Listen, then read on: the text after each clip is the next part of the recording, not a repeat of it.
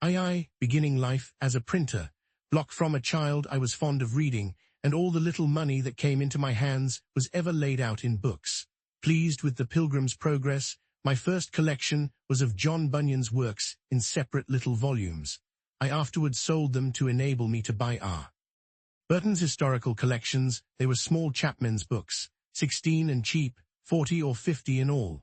My father's little library consisted chiefly of books in polemic divinity, most of which I read, and have since often regretted that, at a time when I had such a thirst for knowledge, more proper books had not fallen in my way. Since it was now resolved I should not be a clergyman, Plutarch's Lives was in which I read abundantly, and I still think that time spent to great advantage. There was also a book of Defoe's, called An Essay on Projects, and another of Dr. Mather's, called Essays to Do Good, which perhaps gave me a turn of thinking that had an influence on some of the principal future events of my life. This bookish inclination at length determined my father to make me a printer, though he had already one son James of that profession. In 1717, my brother James returned from England with a press and letters to set up his business in Boston. I liked it much better than that of my father, but still had a hankering for the sea. To prevent the apprehended effect of such an inclination, my father was impatient to have me bound to my brother. I stood out some time, but at last was persuaded, and signed the indentures when I was yet but 12 years old. I was to serve as an apprentice till I was 21 years of age, only I was to be allowed journeyman's wages during the last year. In a little time I made great proficiency in the business, and became a useful hand to my brother. I now had access to better books. An acquaintance with the apprentices of booksellers enabled me sometimes to borrow a small one, which I was careful to return soon and clean. Often I sat up in my room reading the greatest part of the night, when the book was borrowed in the evening and to be returned early in the morning, lest it should be missed or wanted. And after some time an ingenious tradesman, Mr. Matthew Adams, who had a pretty collection of books, and who frequented our printing house, took notice of me, invited me to his library, and very kindly lent me such books as I chose to read. I now took a fancy to poetry, and made some little pieces. My brother, thinking it might turn to account, encouraged me, and put me on composing occasional ballads. One was called The Lighthouse Tragedy, and contained an account of the drowning of Captain Worthilake, with his 2 daughters. The other was a sailor's song. And the taking of Teach or Blackbeard the Pirate. They were wretched stuff, in the Grub Street ballad style 17, and when they were printed, he sent me about the town to sell them. The first sold wonderfully, the event being recent, having made a great noise. This flattered my vanity, but my father discouraged me by ridiculing my performances, and telling me verse-makers were generally beggars. So I escaped being a poet, most probably a very bad one, but as prose writing has been of great use to me in the course of my life, and was a principal means of my advancement, I shall tell you how. In such a situation, I acquired what little ability I have in that way. There was another bookish lad in the town, John Collins by name, with whom I was intimately acquainted. We sometimes disputed, and very fond we were of argument, and very desirous of confuting one another, which disputatious turn, by the way, is apt to become a very bad habit, making people often extremely disagreeable in company, by the contradiction that is necessary to bring it into practice, and thence, besides souring and spoiling the conversation, is productive of disgusts, and perhaps enmities where you may have occasion for friendship. I had caught it by reading my father's books of dispute about religion. Persons of good sense, I have since observed, seldom fall into it, except lawyers, university men, and men of all sorts that have been bred at Edinburgh. A question was once, somehow or other, started between Collins and me, of the propriety of educating the female sex in learning and their abilities for study. He was of opinion that it was improper, and that they were naturally unequal to it. I took the contrary side, perhaps a little for dispute's sake. He was naturally more eloquent, had a ready plenty of words, and sometimes, as I thought, bore me down more by his fluency than by the strength of his reasons. As we parted without settling the point, and were not to see one another again for some time, I sat down to put my arguments in writing, which I copied fair and sent to him. He answered, and I replied. 3 or 4 letters of a side had passed, when my father happened to find my papers and read them. Without entering into the discussion, He took occasion to talk to me about the manner of my writing, observed that, though I had the advantage of my antagonist in correct spelling and pointing, which I owed to the printing house, I fell far short in elegance of expression, in method, and in perspicuity, of which he convinced me by several instances. I saw the justice of his remarks, and thence grew more attentive to the manner in writing, and determined to endeavour at improvement. About this time, I met with an odd volume of The Spectator. 18, it was the third. I had never before seen any of them. I bought it, read it over and over, and was much delighted with it. I thought the writing excellent, and wished, if possible, to imitate it. With this view I took some of the papers, and making short hints of the sentiment in each sentence, laid them by a few days, and then, without looking at the book, tried to complete the papers again, by expressing each hinted sentiment at length, and as fully as it had been expressed before, in any suitable words that should come to hand. Then I compared my Spectator with the original, discovered some of my faults, and corrected them. But I found I wanted a stock of words, or a readiness in recollecting and using them, which I thought I should have acquired before that time, if I had gone on making verses, since the continual occasion for words of the same import, but of different length, to suit the measure, or of different sound for the rhyme, would have laid me under a constant necessity of searching for variety, and also have tended to fix that variety in my mind, and make me master of it. Therefore I took some of the tales, and turned them into verse, and, after a time, when I had pretty well forgotten the prose, turned them back again. I also sometimes jumbled my collections of hints into confusion, and after some weeks endeavoured to reduce them into the best order, before I began to form the full sentences and complete the paper. This was to teach me method in the arrangement of thoughts.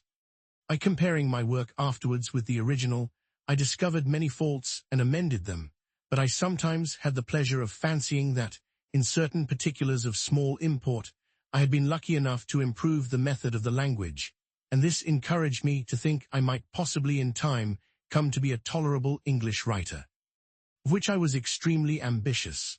My time for these exercises and for reading was at night, after work, or before it began in the morning, or on Sundays, when I contrived to be in the printing house alone, evading as much as I could the common attendance on public worship which my father used to exact of me when I was under his care, and which indeed I still thought a duty, thought I could not, as it seemed to me, afford time to practice it.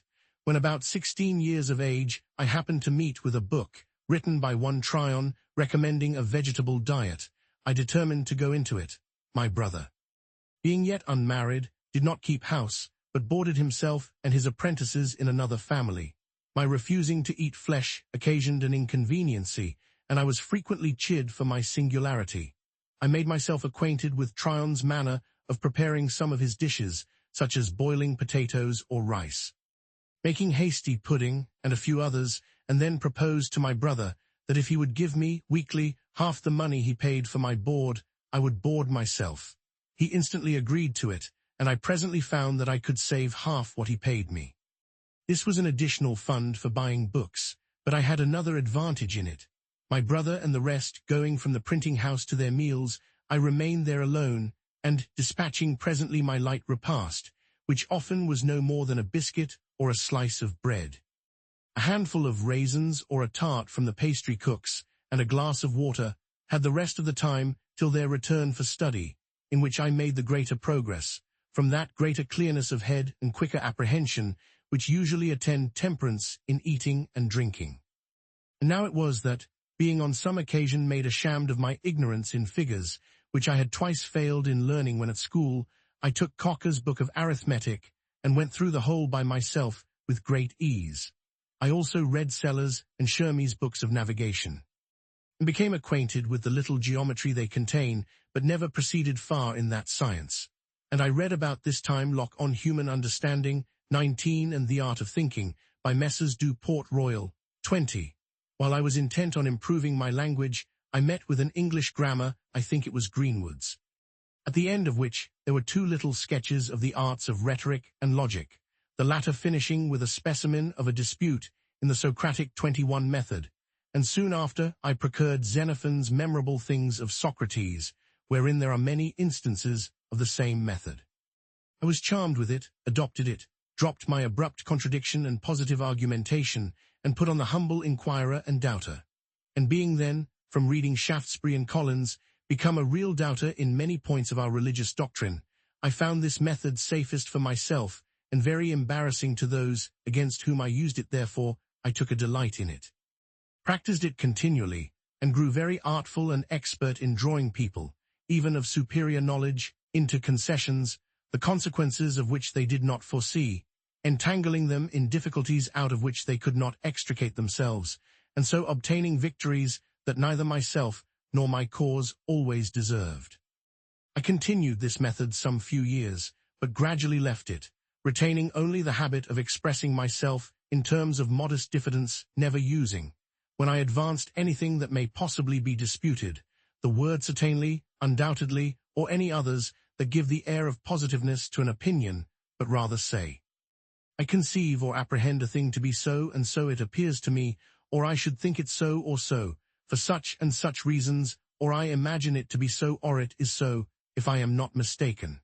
This habit, I believe, has been of great advantage to me when I have had occasion to inculcate my opinions, and persuade men into measures that I have been from time to time engaged in promoting, and as the chief ends of conversation are toinformer to bane-formed, toplicer to persuade, I wish well-meaning, sensible men would not lessen their power of doing good by a positive, assuming manner, that seldom fails to disgust, tends to create opposition, and to defeat every one of those purposes for which speech was given to us, to wit, giving or receiving information or pleasure.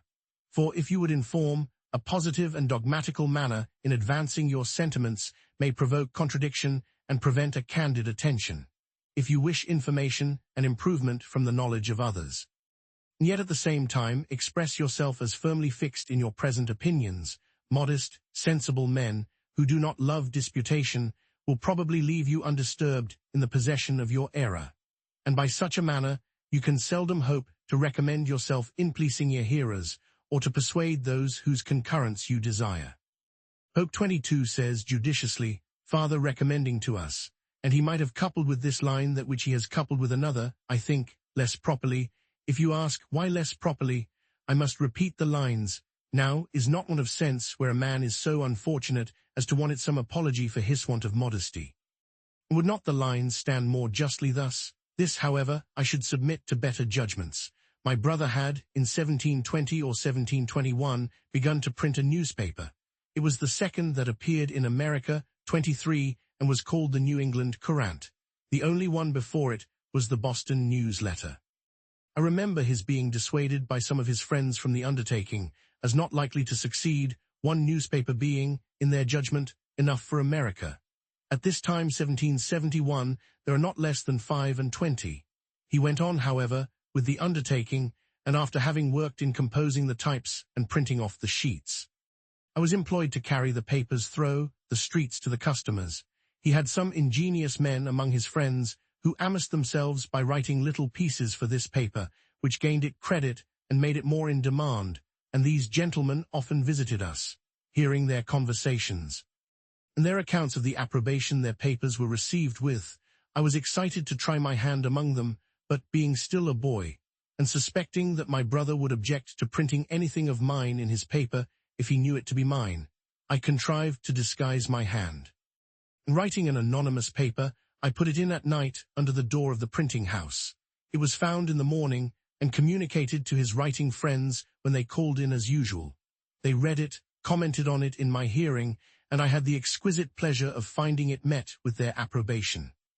And that in their different guesses at the author, none were named, but men of some character among us for learning and ingenuity. I suppose now that I was rather lucky in my judges, and that perhaps they were not really so very good ones as I then esteemed them.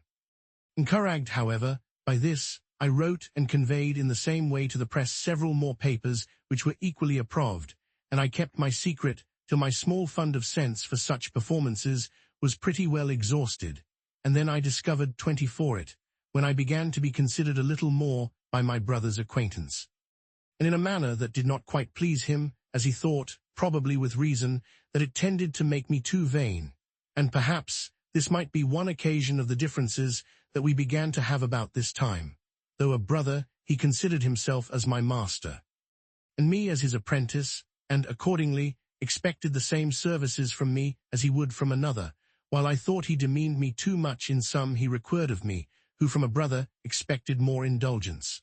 Our disputes were often brought before our father, and I fancy I was either generally in the right, or else a better pleader, because the judgment was generally in my favor. But my brother was passionate, and had often beaten me, which I took extremely amiss, and thinking my apprenticeship very tedious, I was continually wishing for some opportunity of shortening it, which at length offered in a manner unexpected. One of the pieces in our newspaper on some political point, which I have now forgotten, gave offence to the Assembly. He was taken up, censured, and imprisoned for a month, by the Speaker's warrant, I suppose, because he would not discover his author. I too was taken up and examined before the Council, but, though I did not give them any satisfaction, they contented themselves with admonishing me, and dismissed me, considering me perhaps as an apprentice, who was bound to keep his master's secrets. During my brother's confinement, which I resented a good deal, notwithstanding our private differences, I had the management of the paper, and I made bold to give our rulers some rubs in it, which my brother took very kindly, while others began to consider me in an unfavorable light, as a young genius that had a turn for libeling and satire. My brother's discharge was accompanied with an order of the House, a very odd one, that James Franklin should no longer print the paper called the New England Courant. There was a consultation held in our printing house among his friends what he should do in this case. Some proposed to evade the order by changing the name of the paper, but my brother, seeing inconveniences in that, it was finally concluded on as a better way, to let it be printed for the future under the name of Benjamin Franklin, and to avoid the censure of the Assembly that might fall on him as still printing it by his apprentice. The contrivance was that my old indenture should be returned to me, with a full discharge on the back of it, to be shown on occasion, but to secure to him the benefit of my service, I was to sign new indentures for the remainder of the term, which were to be kept private. A very flimsy scheme it was, however. It was immediately executed, and the paper went on accordingly, under my name for several months. At length, a fresh difference arising between my brother and me, I took upon me to assert my freedom, presuming that he would not venture to produce the new indentures. It was not fair in me to take this advantage, and this I therefore reckon one of the first errata of my life, but the unfairness of it weighed little with me. When under the impressions of resentment for the blows his passion too often urged him to bestow upon me, though he was otherwise not an ill-natured man, perhaps I was too saucy and provoking. When he found I would leave him, he took care to prevent my getting employment in any other printing house of the town, by going round and speaking to every master, who accordingly refused to give me work. I then thought of going to New York, as the nearest place where there was a printer, and I was rather inclined to leave Boston when I reflected that I had already made myself a little obnoxious to the governing party. And from the arbitrary proceedings of the Assembly in my brother's case, it was likely I might, if I stayed, soon bring myself into scrapes, and farther, that my indiscreet disputations about religion began to make me pointed at with horror by good people as an infidel or atheist. I determined on the point. But my father now siding with my brother, I was sensible that, if I attempted to go openly, means would be used to prevent me. My friend Collins, therefore, undertook to manage a little for me. He agreed with the captain of a New York sloop for my passage, under the notion of my being a young acquaintance of his. So I sold some of my books to raise a little money, was taken on board privately, and as we had a fair wind, in 3 days I found myself in New York, near 300 miles from home, a boy of but 17, without the least recommendation to, or knowledge of, any person in the place, and with very little money in my pocket. 16 small books, sold by chapmen or peddlers. 17 Grub Street, famous in English literature as the home of poor writers. 18 A daily London journal, comprising satirical essays on social subjects, published by Addison and Steele in 1711-1712. The Spectator and its predecessor, the Tatler 1709, marked the beginning of periodical literature. 19 John Locke 1632-1704, a celebrated English philosopher, founder of the so-called common sense school of philosophers. He drew up a constitution for the colonists of Carolina. 20 A noted society of scholarly and devout men, occupying the Abbey of Port Royal near Paris, who published learned works, among them the one here referred to, better known as the Port Royal Logic.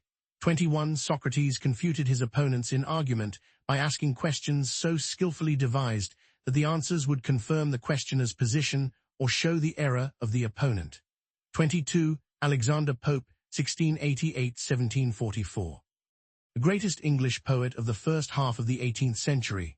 23. Franklin's memory does not serve him correctly here. The Courant was really the fifth newspaper established in America, although generally called the fourth, because the first, Public Occurrences, published in Boston in 1690, was suppressed after the first issue. Following is the order in which the other four papers were published: Boston Newsletter, 1704, Boston Gazette, December 21, 1719, the American Weekly Mercury, Philadelphia, December 22, 1719, the New England Courant, 1721. 24. Disclosed.